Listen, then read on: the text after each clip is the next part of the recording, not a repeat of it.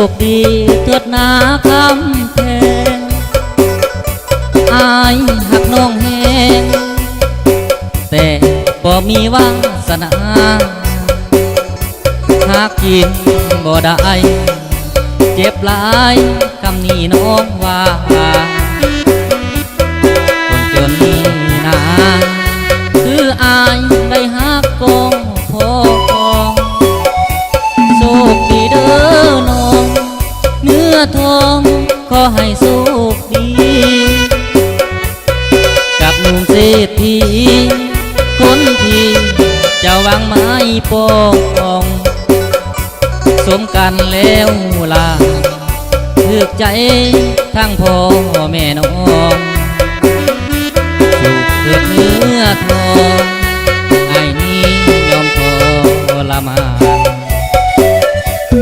เมื่อเจ้าต้องการอยากไปไอ้นี้บ่ว่าไปดีเถิดหน้าไปกับสายคนหันไปเป็นเมียเขา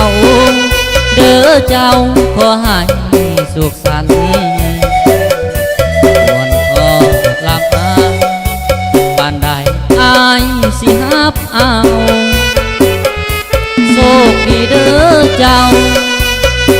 อย่าได้เศร้ามนมองขอให้เนื้อทองแฟนอายไปสู่กับเขาเมื่อใดเขาเบื่อให้น้องคิดถึงหักเขาไอ้ยังคือเก่าหากเจ้าก็เคยลืมเลือน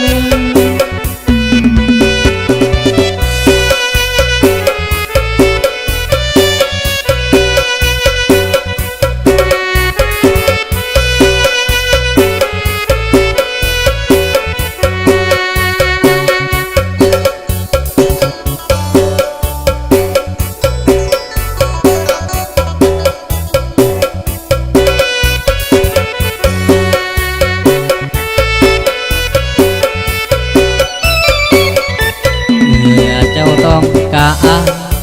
อยากไปไอ้นี้บ่ว่าไปดีเถิดนาไปกับสายคนนั้นไปเป็นเมียเขาเด้อเจ้าขอให้สุขสันต์ความขอลำลาบ้านใดอายสิฮับเอาโชคดีเด้อเจ้าอย่าได้เศร้ามนมองขอให้เนื้อทองแฟนอายไปสู่กับเขาเมื่อใดเขาเบื่อให้น้องคิดถึงหักเขา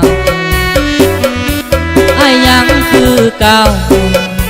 หากเจ้าก็เคยลืมเลือน